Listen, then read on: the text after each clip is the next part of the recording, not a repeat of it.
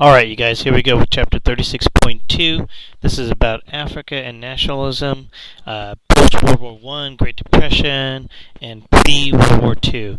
The emphasis is on the impact that World War I had on Africa, not so much Great Depression, and the beginnings of African nationalism, which is going to show up a little bit later in another chapter. So here we go.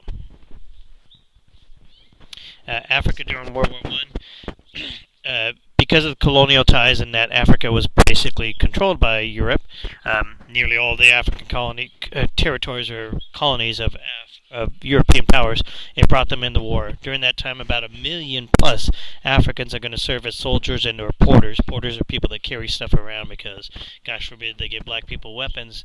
Okay, but they're going to anyways. So almost all of Africa is involved. Your book does a spiel about the German states because Germany had Cameroon, Togo, South Africa, West South Africa, and East Africa. So they didn't have huge amount of territories, but they're in the middle of a brawl. So the Europeans, the French, and the Allies gang up to take them out. Even with that, the Germans are able to keep control of an area by or keep the Allies busy because they had 15,000 German troops keep 60,000 Allied troops busy for the duration of the war, and it's only at the end of the war that they actually surrendered the territories. So by doing that, they kept them busy during the war and unable to fight. And the lessons learned from World War I are crucial because it sets up this thing that was before kind of special or sacrosanct, which you're going to have to look up. It's a vocabulary. You should see it. You should recognize it and go, what exactly does this word mean? So that you can not have to ask me during a test. Anyways, the Africans are taught and they're encouraged to kill whites. So some of the Africans are brought to the Europe to fight in the wars and also to other places and also fought in Africa against the other European groups. And so this were before the whites were untouchable, not to be even scratched. Now it's okay. So this is a learning experience. And the recruits in this time for the war, they didn't really go willingly. So although there were some volunteers, most of the soldiers or Africans that joined up with them were conscripts, in other words, conscription. So the Brits and French and Belgium, the Germans did some as well. And so they're going to have over, at the end result, whoa, we just went too far. The end result is about 150,000 Africans are killed. There's going to be a whole bunch of resentment for the conscription to forced into the military. And then there's also going to be, as the war ended, they're not dumb, remember? They just haven't had a chance to be exposed to this information, but they do learn about the 14 points, and then it says self-determination. You don't think they're going to go home with some of those ideas? Yes, they are. Okay? Just like India was, just like China was, where the ideas of self-determination was going to show up here in Africa as well. Okay. With this, it's going to be challenged to European control because it's essentially they let the cat loose, so to speak, okay, or the cat out of the bag. Now they know about it. They've known about it. They just need to organize this stuff. Okay, European administrators during the war had to leave. Okay, to go help and deal with the war at home or in Europe. And so with that, it's a thinning of the administrators, which allows the Africans a chance to take advantage of the situation. And just like anyone would, you don't take on a big, tough guy while they're at full force. You take them on where they're at lesser force. So there are some rebellions, most notably the Sufi rebellion in Libya that the British had to put down, and the Mumbo in Kenya, and the Mumbo kind of rebellion, or kind of just an attack against white settlers and white Christians in particular. But they're two examples of the resentment towards Europeans and the fact that they got somewhere with this during this time.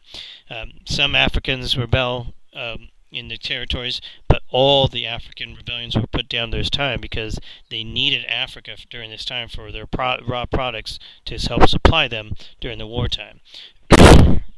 However, it proved vital that they were able to keep them busy and occupied so that they had to show that, hey, listen to us or pay attention to us because we're important, okay?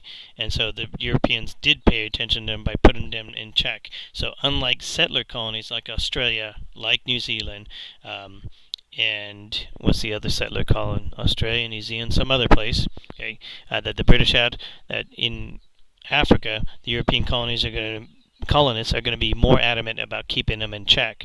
Also, on top of that, the Great Depression situation made the situation in Africa worse because Africans became dependent on selling their raw products. This is in here because it doesn't fit on the other slide, and I didn't want to add a slide for this one. So here's the colonial policy changes post-World War I. After World War I, the Europeans are going to, for the most part, try to set up a system where the colonies pay for their administration and infrastructure in the form of it's self-sustaining, that the Europeans don't have to send money to help build that or take care of that. Somehow the European colonial administrators figure out a way to deal with it, and they're going to try to set up taxes upon these people to build their infrastructure. And number two, the colonies grow raw stuff for their homeland. So England gets raw products from their colonies in Africa. France gets raw products from the colonies in Africa, so they make it into their products and their industries and factories. Okay, so this creates a new changes. In particular, now they're going to start to tax Africans for everything, for their farm, for their property, in their jobs and wages, and even tax them for being alive. Okay, a head tax in many cases.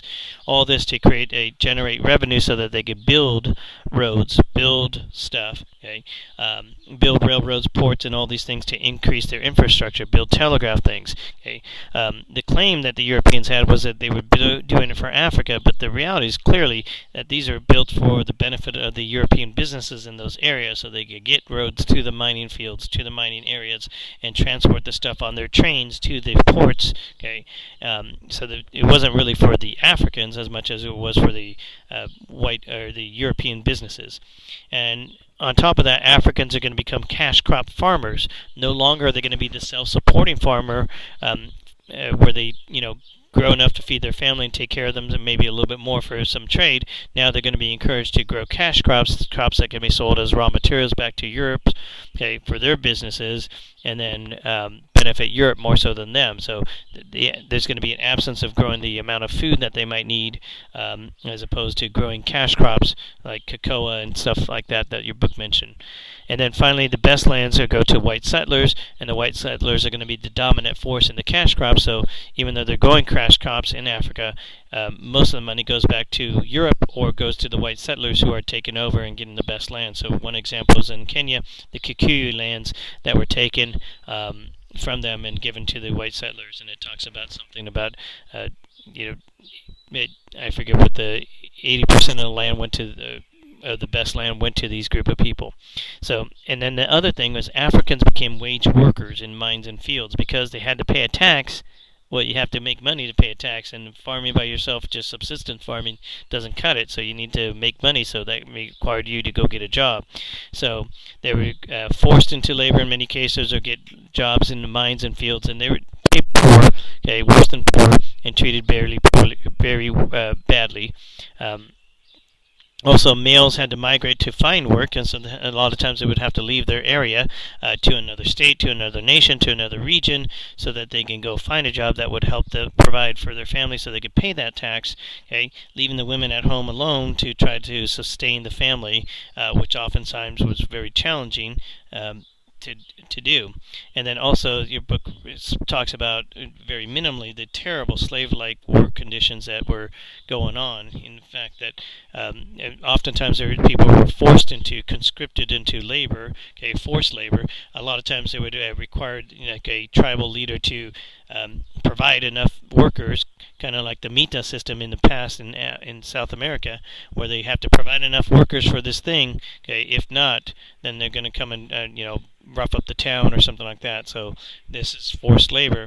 One example is they built in the Congo Railroad. It talks about how 15 to 20,000 people, Africans, died in the construction of this, and it just shows the magnitude of the injustice that was going on in this area. Finally, there's going to be, similar to what happened in India and China, okay, and definitely in Japan, the creation of a new elite, okay, in Africa. So this is a different one, whereas opposed in the elites, in particular, what the British would use, local tribal leaders to help run things and give them some power and stuff, in a sense, but keep them in check. This is a new group of educated Africans who were educated in European ways, either in Europe or in European language and stuff, and they become office clerks, administrators, teachers, sometimes lawyers and stuff, but working for the administration. Well, they're getting more than just working for the administrator. They're understanding how the system works so that they can maybe use this later on. So they're influenced by the education and experience abroad. They're hip to the stuff like the 14 points and the idea of self-determination. So things are going to fall in place later on. It's just going to take a little bit longer for Africa to realize this and to come together.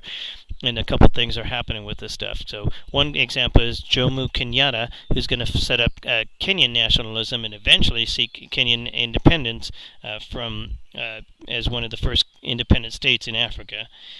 The move is also going to be create modern African nation states, but there's a problem here, and this is where kids, listen, have a trouble understanding stuff. Africa is not one country. We say this all the time, but it's more of a joke sometimes than thought. Okay, Africa is many different tribal areas. Okay, at this time, and so the creation of nation states along what lines? Because most of the lines that were drawn were created by the European powers who set it up arbitrarily, either through some agreement with the other European power or through some arbitrary geographical feature. And so a lot of times they were created purposely to cut tribes in half so that they're not as strong. Okay, so when they do talk about African nationalism, what exactly does that mean? Because it's very different. Okay,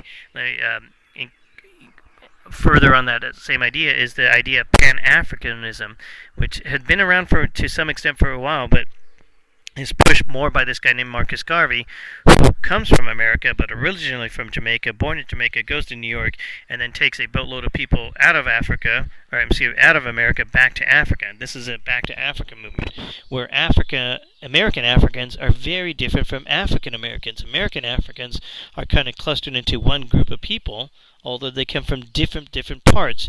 Okay, you don't speak. Someone from Europe doesn't say I'm European. They say, I'm Dutch, I'm French, I'm, Irish. Okay, well, Africans consider themselves the same things, but in our generation, our culture, and our understanding is they're from Africa, because to us, Kenya or, Swahili or some other tribal, Swahili's not even a tribe, look at me, Niger, and other groups we don't understand them as well. So they see themselves as a smaller tribal unit, okay, whereas in America and other places we see them as a big unit of Africans. Okay, it does play along with the stereotype. So when Marcus Garvey says, Africa for Africa in that speech that you definitely want to read, okay, it sounds okay to us in understanding that they should unify and become one big nation, okay, but it's hard for them because, remember, some of these groups do not get along. Some of the groups have been fighting the other neighboring tribe who's been conquering or beating them up and making them slaves for a long time, and now all of a sudden you want them to hang out and be friends and work together. That might be a far-fetched reality. So there's a different set of criteria happening here, or circumstances playing out here more so than in other places where nationalism might be carried out a lot smoother. Hey, that's the end. Finish one.